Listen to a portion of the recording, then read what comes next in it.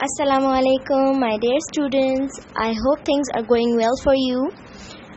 So in the previous classes, what have we learned? We have learned about sets, how to write a set, and some types of sets, right?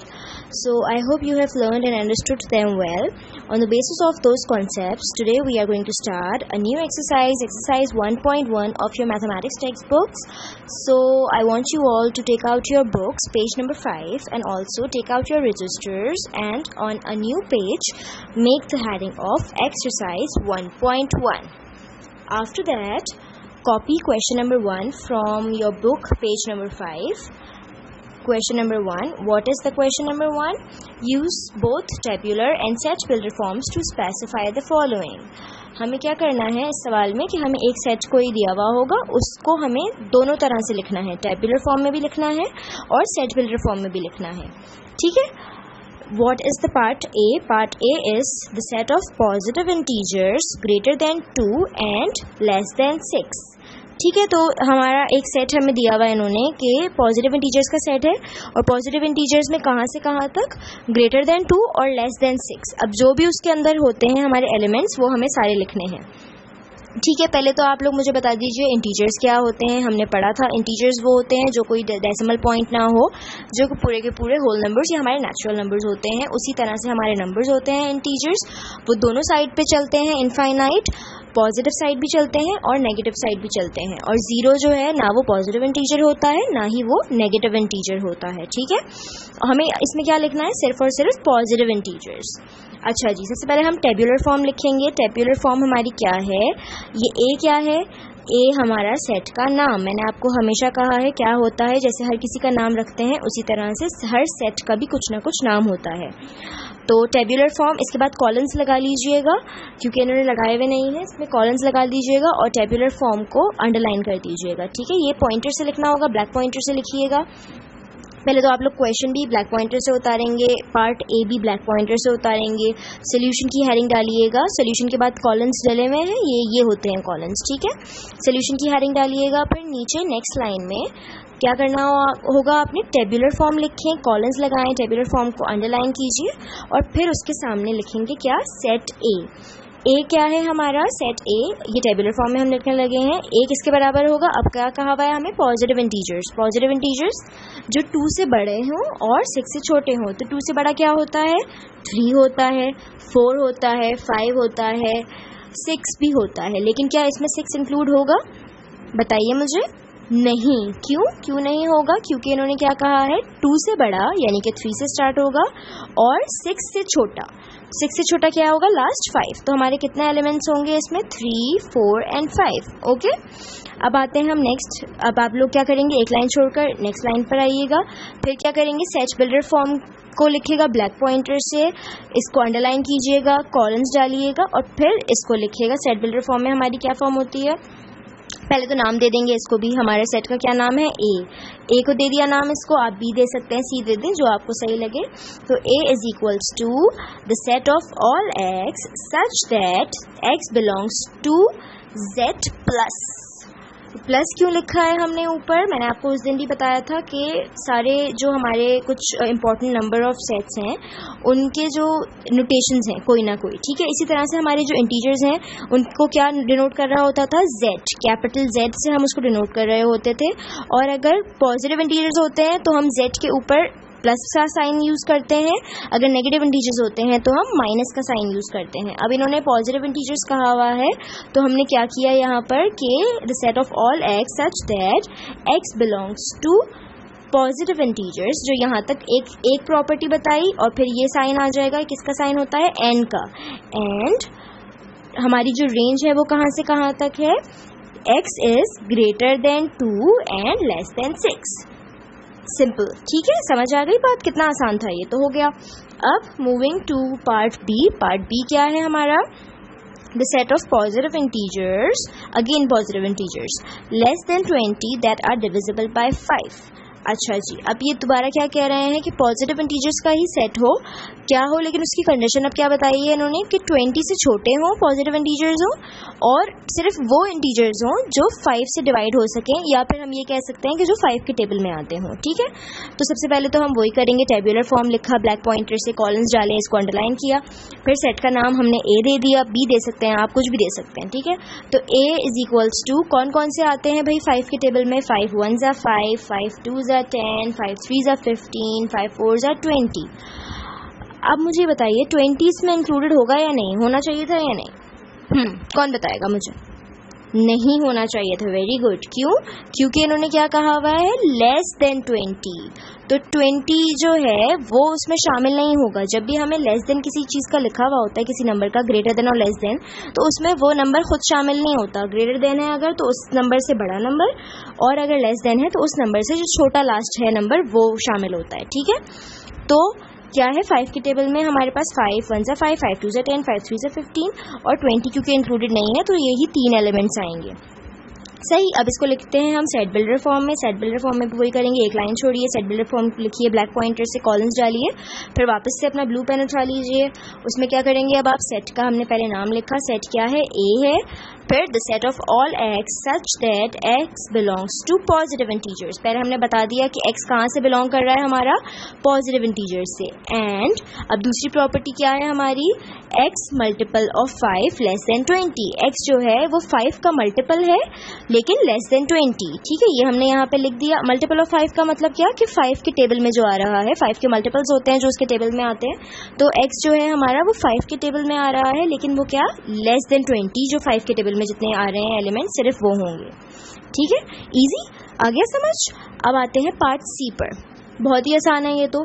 The set of natural numbers between 4 and 12। सबसे पहले वही करेंगे हम, tabular form.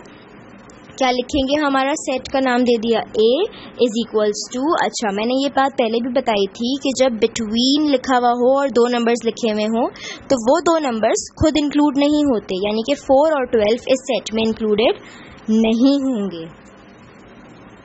क्या include होगा इसके अंदर, जो इनके बीच में आ रहे हैं सारे नंबर्स, यानी कि 4 के बाद क्या आया, 5 6 7 8 9 10 11।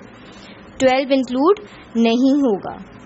आई रिपीट, जो बिटवीन के बाद जो दो नंबर्स लिखे हुए होते हैं वो दो नंबर्स खुद नहीं आते, उनके बीच में जितने नंबर्स होते हैं वो आते हैं। ठीक है, फिर इसी को हम लिखेंगे सेट बिल्डर फॉर्म में। सेट बिल्डर फॉर्म में मैंने लिखा the set of all x such that x belongs to n, N capital N। Capital N किसको डिनोट करा था, हमारे नेचुरल नंबर्स को। ठीक है, एंड ये वाला सिंबल किसका होता है, एंड का। And x is greater then 4 and less then 12। ये भी हमने यहाँ पे लिख दिया क्योंकि ऑब्वियसली जो बिटवीन के बाद, बिटवीन 4 and 12 का मतलब यही है कि जो हमारे नंबर्स हैं वो ग्रेटर देन 4 हैं और लेस देन 12 हैं, तो हमने यहाँ रेंज बता दी उसकी। समझ आ गई बात? Okay, number D, what is number D, a set of first 6 positive prime numbers. Okay, prime numbers कौन से नंबर्स होते हैं, वो नंबर्स होते हैं जो सिर्फ अपने ही टेबल में आते हैं। ठीक, तो इसकी टेबुलर फॉर्म में हम कैसे लिखेंगे, ए इज इक्वल्स टू, हमें सिर्फ शुरू के 6, ठीक है, काउंट करते जाइएगा मेरे साथ, शुरू के 6 प्राइम नंबर्स हमने लिखने हैं। सबसे पहला प्राइम नंबर क्या होता है, 2, फिर होता है 3, अपने टेबल्स में आते हैं सिर्फ, फिर होता है 5 7 11 13। उसके बाद लिखेंगे कितने हो गए ये, 1 2 3 4 5 एंड 6। हमें 6 ही लिखने थे तो बस हम कहाँ तक लिखेंगे, 13 तक। अब इसको मैं सेट बिल्डर फॉर्म में लिखूंगी, तो कैसे लिखूंगी, the set of all x such that x belongs to P. ये कैपिटल पी किसको डिनोट कर रहा है, पॉजिटिव प्राइम नंबर्स को। किसको, पॉजिटिव प्राइम नंबर्स को। एंड ये इन्होंने यहाँ पे जो है सेमी कॉलन लगाया हुआ है, सेमी कॉलन भी लगा सकते हैं हम, बट हम क्या यूज करते हैं, एंड। तो यहाँ पे आप क्या लिखिएगा, जैसे हम ऊपर लिखते आ रहे थे ये and x is greater than equal to 2 and less than equal to 13। ये हमने पहले भी ये साइन पढ़ा था। जो ये साइन है ये किस चीज़ का साइन होता है कि अब इसके इस साइन की वजह से क्या होता है कि जो हमारे दो नंबर्स लिखे हुए हैं अब वो भी इंक्लूडेड होते हैं, यानी कि 2 और 13 लिखा हुआ है तो 2 और 13 भी इसके अंदर शामिल है। हमारा जो x है वो 2 के बराबर भी है और 2 से बड़ा भी है, और 13 के बराबर भी है और 13 से छोटा भी है। और प्राइम नंबर्स में हमें पता ही है कि कहाँ से हमारे जो है कौन से नंबर्स होते हैं जो अपने टेबल में आते हैं। So understood. you have any questions you can ask me. ठीक है, leave your comments down. अच्छा जी, okay, moving to question number 2. Okay, what is question number 2? Which of the following sets are the null sets? हमने पढ़ा था, null set भी हम पढ़ चुके हैं कि नल सेट हमारे कौन से होते हैं. वो सेट जिसमें कोई एलिमेंट नहीं होता, कुछ भी एलिमेंट ना हो, जो सेल मतलब जो सेट के बारे में लिखा हुआ हो वो एग्जिस्ट ही ना करता हो, बिल्कुल कुछ हो ही ना ऐसा. ठीक है, तो अब हम देखते हैं इसको. हमें बताना क्या है, सिर्फ और सिर्फ हमें आंसर में ये लिखना है कि जो ये अब सेट है ये नल सेट है या नहीं है. ठीक, नंबर ए क्या है? नंबर ए हमारा पार्ट ए जो है एक सेट है. Set A is equals to the set of all x is a letter before A in the English alphabet. अच्छा जी, अब ये हमें क्या कह रहे हैं? ये कह रहे हैं कि जो एक्स है हमारा वो जो है एक लेटर है, ऐसा कोई सा ऐसा लेटर है जो स्मॉल ए से पहले आता है इंग्लिश अल्फ़ाबेट में. अब आप बताइए मुझे, इंग्लिश अल्फ़ाबेट्स कहाँ से स्टार्ट होते हैं? ए से स्टार्ट होते हैं या किसी और से स्टार्ट होते हैं? ए से ही स्टार्ट होते हैं ना. ए से पहले कुछ और अल्फ़ाबेट होता है? नहीं होता, यानी कि ये चीज़ एग्जिस्ट ही नहीं करती है, होती नहीं है. तो ये हमारा क्या है? नल सेट, खाली सेट है, क्योंकि ऐसा कुछ एलिमेंट है ही नहीं, ऐसा कोई लेटर है ही नहीं जो ए से पहले आता हो इंग्लिश अल्फ़ाबेट्स में. अब आते हैं नंबर बी पे. अब बी देखें, the set of all x, ठीक है, the such that x plus 5 is equals to 5. अब ये क्या कह रहे हैं कि x जो है वो ऐसा नंबर है कि उसमें उस नंबर के अंदर अगर 5 प्लस करें तो आंसर हमारा 5 ही आता है. अब आप ज़रा अपने दिमाग लगाएं, सोचें कि 5 के अंदर मैं ऐसा क्या प्लस करूं कि 5 ही रहे. वो सोचें जी, बताइए मुझे. राइट, 5 के अंदर अगर मैं 0 प्लस करूँगी तो वो 5 ही रहेगा. ठीक है, तो इसमें क्या है हमारा सेट बी क्या बन गया, मतलब जो बी है ये सेट बी था ना ये, तो इसका क्या है? बी के अंदर क्या है हमारा कि 0. बी के अंदर एक एलिमेंट मौजूद है जो कि क्या है? 0. अब ये नल सेट नहीं है. क्यों नहीं है? क्योंकि हमारे सेट में क्या मौजूद है? एक एलिमेंट 0. वैसे तो नल सेट का मतलब ये होता है कि वो खाली सेट हो, लेकिन अब मैंने ये लिख दिया कि बी में 0 मौजूद है, तो इसका मतलब ये नहीं है कि ये खाली है, एक एलिमेंट है. 0 भी एक एलिमेंट है, उसकी अपनी वैल्यू है. तो सेट बी हमारा जो है वो 0 के बराबर है, क्योंकि जब भी मैं 5 में अगर मैं 0 प्लस करूँगी वो 5 ही रहेगा. तो ये हमारा क्या है? नल सेट नहीं है. फिर आते हैं नंबर सी पर. हमारा जो है तीसरा जो है सवाल, वो पार्ट क्या है? वो है सेट सी. वो है the set of all x is less than 7 and greater than 8. वो कह रहे हैं भाई कि x एक ऐसा नंबर है जो 7 से छोटा है और 8 से बड़ा है. ठीक है, अब आप मुझे बताइए भाई, ज़रा सोचें, ये हमारे दिमाग मानेगा कि ऐसा कोई नंबर है जो 7 से छोटा भी हो और 8 से बड़ा भी हो? ऐसा तो कोई नंबर ही नहीं है. तो ये भी क्या हो गया हमारा? Null set. ठीक है, अब आते हैं सेट डी पर. सेट डी क्या है? The set of all x such that x is past president of Pakistan who was a women. हमारी जितनी प्रेसिडेंट गुजर रहे हैं उसमें अंदर हमारी कोई भी ऐसा प्रेसिडेंट नहीं है जो कि एक लेडी हो, फीमेल हो. ठीक है, तो ये भी क्या हो गया? नल सेट, क्योंकि ऐसा कोई है ही नहीं. तो आई होप आप लोगों को समझ आया होगा. फिर भी if you have any questions you are free to ask. Okay, feel free to ask, right? अच्छा जी, question number 3. What is question number 3? Which of these sets are finite and which of these are infinite? अब हमें ये बताना है कि इनमें से कौन सा सेट हमारा फाइनाइट है और कौन सा इनफाइनाइट है. तो नंबर ए क्या है हमारा? The months of a year. Obviously कितने मंथ्स होते हैं भाई हमारे एक साल में? कितने मंथ्स होते हैं बताइए मुझे. 12. Very good. सो ये तो एक नंबर है, जाहिर सी बात है, सिर्फ 12 महीने होते हैं. तो ये क्या हो गया? सेट हमारा फाइनाइट. अच्छा, इससे रिवाइज करवा दूँ मैं. फाइनाइट और इनफाइनाइट सेट का क्या हमारा कॉन्सेप्ट था? फाइनाइट वो जो कोई लिमिटेड नंबर्स हों, यानी कि रुक जाए वो सेट, कहीं ना कहीं ख़त्म हो रहा हो, उसका कोई ख़त्म हो. ठीक है, लेकिन इनफाइनाइट वो जो सेट कभी ख़त्म ना हो, जो चलता चला जाए. सही. तो जो मंथ्स ऑफ अ ईयर कितने होते हैं? 12 महीने होते हैं हमारे. तो ये एक फाइनाइट सेट है. Number B, the days in a year. How many days are there in a year? कौन बताइएगा मुझे? Come on tell me. 365 days. Very good. So ये भी हमारा एक लिमिटेड नंबर है, तो ये भी एक फाइनाइट सेट है. फिर आते हैं सी पर. The students of your class. जाहिर सी बात है आपकी क्लास में ज़्यादा से ज़्यादा कितने बच्चे होंगे? आप मुझे बताइएगा, कमेंट कीजिएगा नीचे मुझे कि कितने बच्चे हैं आपकी क्लास में. तो जाहिर सी बात है कोई एक लिमिटेड नंबर ही होगा. जो स्टूडेंट्स होते हैं क्लास में वो कोई लिमिटेड ही होते हैं. ऐसा तो नहीं होता कि हम खोल देते हैं भाई क्लासरूम, जिसको आना है आता रहे, हमें कुछ पता ही ना हो, इनफाइनाइट बच्चे आ जाएँ अंदर. ऐसा नहीं हो सकता. एक लिमिटेड जो है हमारे रेंज होती है स्टूडेंट्स की, तो ये भी एक फाइनाइट सेट है। अब आते हैं हम डी पर। ये कौन सा सेट है, कुछ देखा देखा सा लग रहा है ना। ये है इवन नंबर का सेट, 2 4 6 8 10 एंड सो ऑन, ये कंटिन्यूड है। अब ये देखें, ये एंड नहीं हो रहा, 10 के बाद ये चलता चला जा रहा है, इसका मतलब क्या है, ये एक इनफाइनाइट सेट। अच्छा, अब ये देखें, the set of lines passing through a point.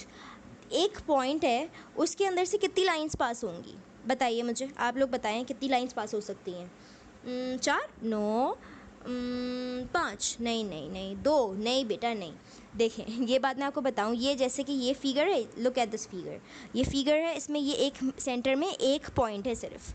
अब इस पॉइंट के अंदर से आप सोच भी नहीं सकते, इनफाइनाइट लाइंस पास हो सकती हैं। कितनी? इनफाइनाइट, जितनी दिल चाहे, इसमें से बहुत बेशुमार लातादाद, हम सोच भी नहीं सकते इतनी लाइंस पास हो सकती हैं एक पॉइंट के अंदर से। जितनी भी आप करना चाहें, जितने भी, उतनी पास हो जाएंगी। तो ये क्या हो गया, एक इनफाइनाइट सेट। इसके बाद लास्ट हमारा क्या पार्ट है, the set of lines passing through 2 given points. लेकिन अगर हम बात करें 2 गिवन पॉइंट्स की, मेरा जो है 2 पॉइंट्स हैं मुझे गिवन, उसमें से कितनी लाइंस पास हो सकती हैं, तो वो हमारी फिर फाइनाइट होती हैं। उनमें से हमारी एक लाइन पास हो सकती है या 2 हो सकती हैं, ज़्यादा से ज़्यादा। हम मतलब उसको करती, जिस तरह से हमें दी हुई हैं, वो 2 पॉइंट्स दिए हुए हैं, उसमें से हमारी एक ही लाइन पास हो सकती है। तो ये हमारा क्या हो जाएगा, फाइनाइट सेट। ठीक है, ये फिगर आप देख सकते हैं, इसमें ये एक पॉइंट था, पॉइंट पी, और एक पॉइंट ये था, पॉइंट क्यू। इसमें से सिर्फ एक ही लाइन पास हुई, तो ये हमारा क्या हो गया, फाइनाइट सेट। ठीक है, आई होप आप लोगों को ये तीनों सवाल समझ आ गए होंगे। ये आप लोगों ने अपनी कॉपीज़ में करने हैं, अच्छी सी राइटिंग में, अच्छा से इसको करके हेडिंग वगैरह डालकर, मार्कर्स यूज़ कीजिए, पॉइंटर्स, पेन्स, बहुत अच्छे से आप लोगों ने अपना काम करना है।